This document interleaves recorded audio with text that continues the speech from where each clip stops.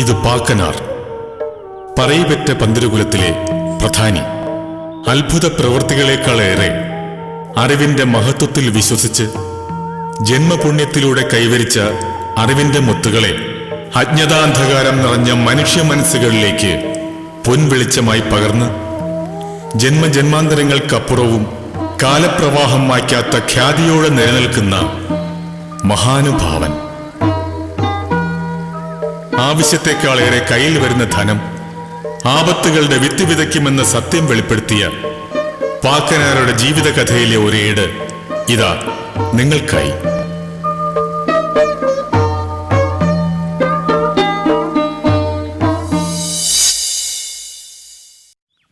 ഉണ്ണികളെ, നല്ല ഉണ്ണികളെ, ഉണ്ണികൾ നല്ലതാണുണ്ണികളെ,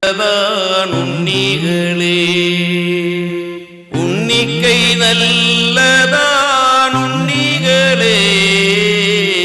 ഉള്ളവും നല്ലതാണുണ്ണികളെ, ആശാനും അച്ഛനും ഉണ്ണികളെ, മോശം വരുത്തല്ലേ ഉണ്ണികളെ, നാടിനും വീടിനും ഉണ്ണികളെ, ദീപമായി തീരണം ഉണ്ണികളെ, ദീപമായി തീരണം ഉണ്ണികളെ.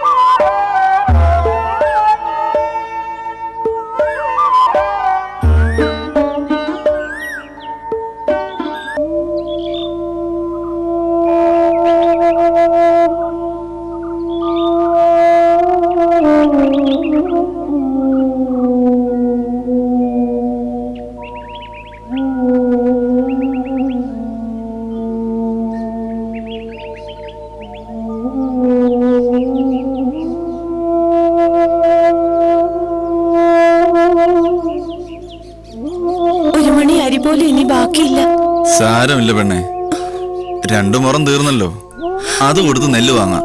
വെയിലുറയ്ക്കുന്നതിന് മുമ്പ് നമുക്ക് പുറപ്പെടാം. കുറച്ച് ഈറ്റ ചീള് കൂടി എടുത്തോളൂ. വിശ്രമിക്കുന്ന നേരത്ത് നെയ്തെടുക്കുകയും ചെയ്യാമല്ലോ.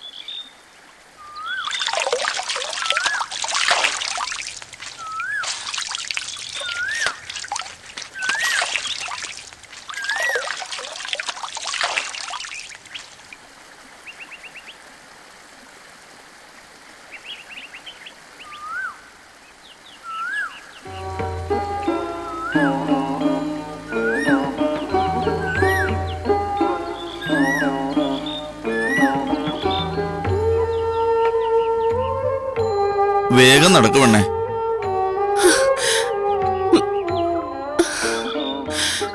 ഇനി ഒരടി നടക്കാൻ മേല. എന്നാൽ അല്പനേരം ഇരുന്നിട്ട് പോവാം.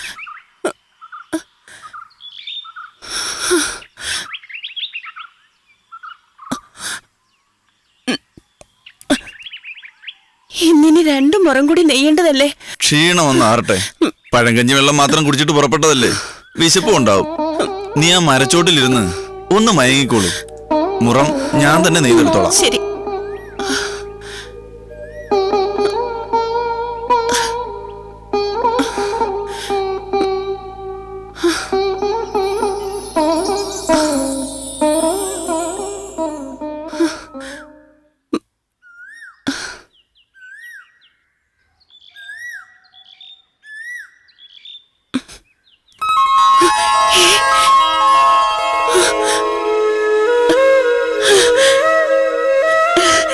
എന്റെ മുത്തപ്പ, ദേ ഇത് കണ്ടോ? ദൈവത്താൻ തരയിലെ മുത്തപ്പൻ അടിയന്റെ വിളി കേട്ടു. ഒന്ന് വേഗം വന്നേ.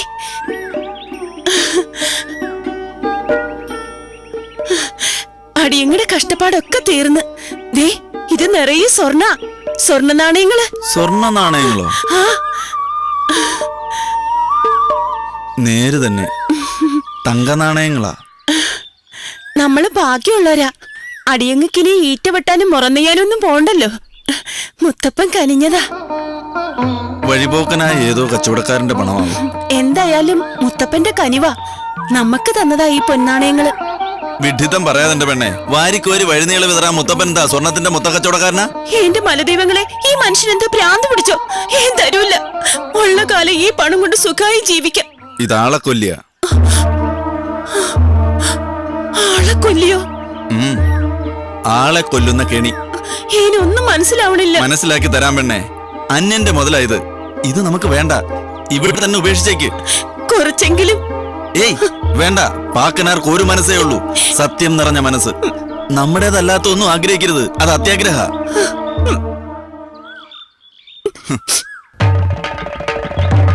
ചിലര് വരുന്നുണ്ട്. ചിലപ്പോ ഈ തങ്കക്കിഴി അവരുടേതാവും, അല്ലെങ്കിൽ ഈ തങ്കക്കിഴി ഈശ്വരൻ അവർക്ക് വേണ്ടി കരുതിയതാവും. ഏതായാലും നമുക്ക് മാറി നിൽക്കാം. വേഗം വാ. അവരുടെ ഭാഗ്യം. അതെ അതെ, മഹാഭാഗ്യം തന്നെ. ഭാഗ്യം.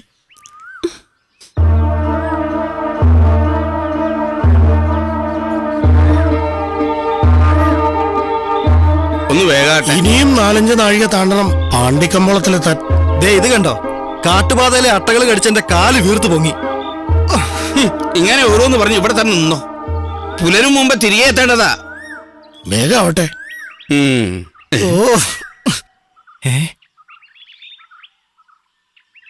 എന്താ ചങ്ങാതി? നോക്കട്ടെ.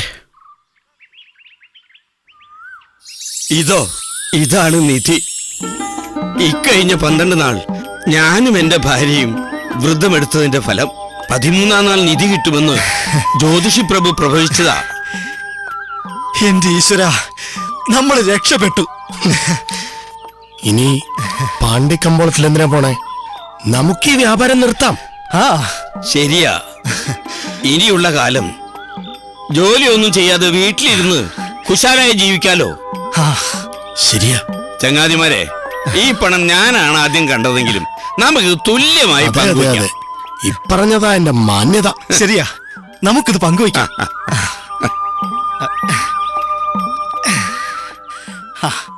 ഇത് നിനക്ക്, ഇത് ചങ്ങാതിക്ക്. നമുക്ക് മുന്നേ മറ്റാരും ഈ വഴി വരാതിരുന്ന ഭാഗ്യം. എത്രയും പെട്ടെന്ന് നമുക്ക് മടങ്ങി പോകുന്നതാ ബുദ്ധി. അതെ. വല്ല പിടിച്ചുപറിക്കാരെ മറ്റോ വന്നാലോ? നമുക്ക് പോവാം. എന്നാലും വിശപ്പ് വല്ലാതെ വരണം. ഞാൻ പോയി എന്തെങ്കിലും ആഹാരം മേടിച്ചോണ്ട് വരാം. അതുവരെ എന്റെ സ്വർണ്ണ നാണയം നിങ്ങൾ സൂക്ഷിച്ചാൽ മതി. തീർച്ചയായും അല്ലേ? ഞങ്ങൾ സൂക്ഷിക്കാം. ചങ്ങാതി പോയി ഭക്ഷണം വാങ്ങി വാ. ഞങ്ങൾ ഇവിടെ തന്നെ കാത്തിരിക്കാം.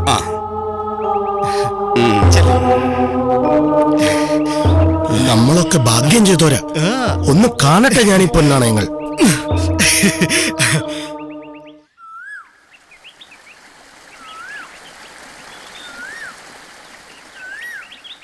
നമുക്ക് കിട്ടിയ പൊൻപണം നാം 3ആയി പങ്കുവച്ചില്ലേ? അവൻ നമ്മളെ വിശ്വസിച്ചേൽപ്പിച്ചു പോയാ ഈ വിഹിതം കൊണ്ട് നമുക്ക് എടുത്താലോ? അതെങ്ങനെ? അവൻ ആഹാരം വാങ്ങി ഇപ്പോഴും എത്തില്ലേ? എത്തട്ടെ. അവൻ ഇവിടെ എത്തുമ്പോ നമുക്കവന്റെ കഥ കഴിക്കണം. എന്റെ മുത്തപ്പ, അത് വേണോ? ഒന്നുമില്ലേലും അവൻ നമ്മുടെ പ്രിയപ്പെട്ട ചങ്ങാതിയല്ലേ? പണമാണ് എനിക്ക് പ്രധാനം. നിനക്ക് സുഹൃത്തിന്റെ സ്നേഹം വേണോ അതോ പണം വേണോ? അത് പിന്നെ പണം കിട്ടിയ അതെ, സമ്പത്തുണ്ടെങ്കിൽ സ്നേഹിക്കാൻ ഒരുപാട് പുതിയ ആളുകൾ വരും. ഒരുത്തൻ പോയെന്ന് വെച്ച് ഈ ലോകം ഒരിക്കലും അവസാനിക്കില്ല. എന്തു പറയുന്നു? ചങ്ങാതിയുടെ ഇഷ്ടം. പക്ഷേ ആ വിഹിതത്തിൽ നേർപാതി എനിക്ക് തരണം. തീർച്ചയായും ഞാനത് തന്നിരിക്കും. എങ്കിൽ തയ്യാറായിരുന്നോ? രണ്ടുപേരും അവൻ വരുമ്പോ ശക്തിയായി ഒരുമിച്ചടിക്കണം, മറഞ്ഞിരുന്നു. എങ്കിലേ അവൻ വീഴൂ. മനസ്സിലായോ? ദൈവമേ, ഇനി ഈ തങ്ക നാണയങ്ങൾ നമ്മുടെ സ്വന്താണ് ചങ്ങാതി, നമ്മുടെ മാത്രം.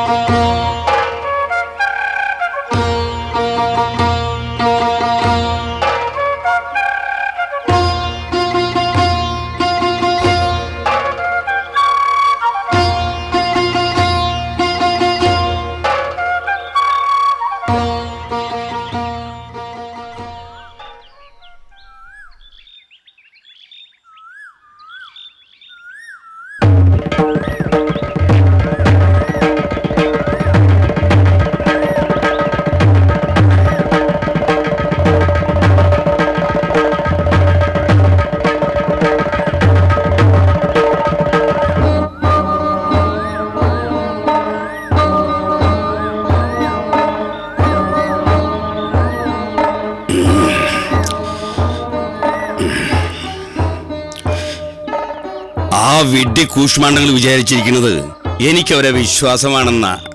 ഈ വിഷം കലർന്ന ഭക്ഷണം കഴിച്ച് രണ്ടെണ്ണം മരിച്ചു വീഴും. പിന്നെ ആ ധനം എനിക്ക് സ്വന്തം.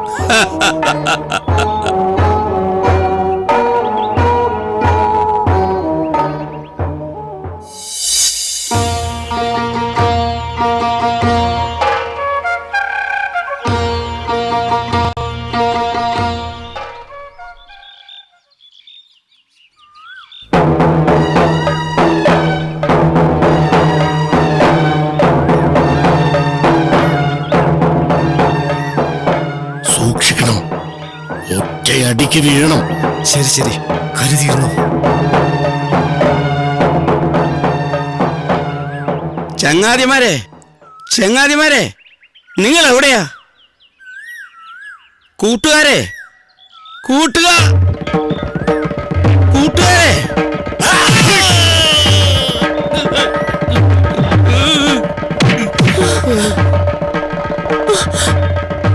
ഇവൻ തീർന്നു. ഇനി ഇവന്റെ പണം നമുക്ക് സ്വന്തം. പാവം, അവൻ നമുക്ക് വേണ്ടി വാങ്ങിച്ചോണ്ടുവന്ന ആഹാരപ്പൊതി കണ്ടോ? ഇപ്പൊ നല്ല വിശപ്പുണ്ട്. നമുക്കതെടുത്ത് ഭക്ഷിച്ചാലോ? കഴിക്കാം. അതുമാത്രമല്ല, ഈ ഭക്ഷണം മരിച്ചു കിടക്കുന്ന നമ്മുടെ ചങ്ങാതിയുടെ ശ്രാദ്ധമൂട്ടായിട്ടും കണക്കാക്കാം. ആ ആത്മാവ് നമ്മളോട് പുറത്തു തരട്ടെ.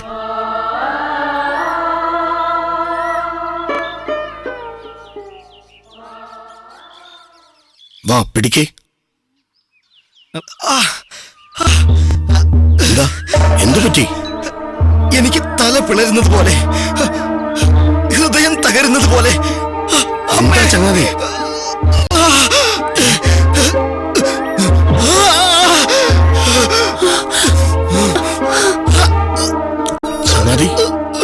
ചങ്ങാതി, എന്താ പറ്റിയേ?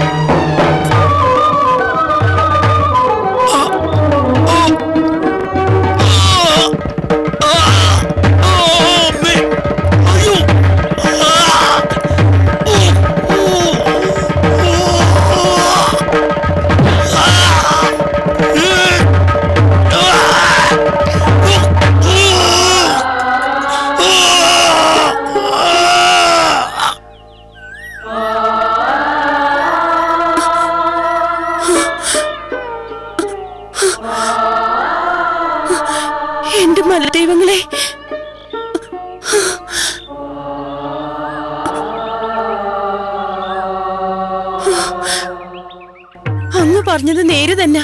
ഈ പൊന്നാണയങ്ങൾ ആളെ കൊല്ലിയ. ഈ നാണയങ്ങൾ മാത്രമല്ല പെണ്ണെ, അനർഹമായി കിട്ടുന്ന ഏത് മുതലും ആളെ കൊല്ലിയ. ഈ തങ്ക നാണയങ്ങൾക്ക് ഇനിയും ആളെ കൊല്ലാൻ വിധിയുണ്ട്. വരൂ, നമുക്ക് പോകാം.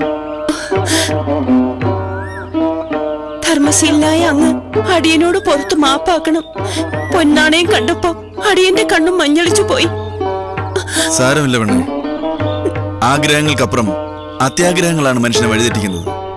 അധ്വാനത്താൽ ഉണ്ടാകുന്ന പണം കൊണ്ട് ആർക്കും സംതൃപ്തി ഉണ്ടാകും, അല്ലാത്തതിന് നിലനിൽപ്പില്ല.